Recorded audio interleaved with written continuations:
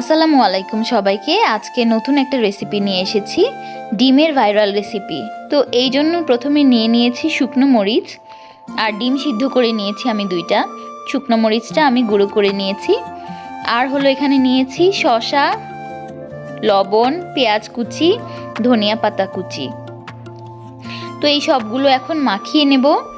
মেখে নেওয়ার পরে আমি মরিচ যে গুঁড়ো করেছি সেই মরিচের সাথে অর্ধেকটা মিশিয়ে নেব, আর অর্ধেকটা এমনি রাখবো। আর দিয়ে দিচ্ছি এখানে কাসুন্দি। কাসুন্দিটা অবশ্যই ভালো ব্র্যান্ডের হতে হবে, তাহলে খেতে মজা লাগবে। ডিমের এই রেসিপিটা আমার মনে হয় সবাই অলরেডি ট্রাই করে ফেলেছে, আমি আজকে ফার্স্ট টাইম খাবো। তো খেয়ে দেখি যে কেমন।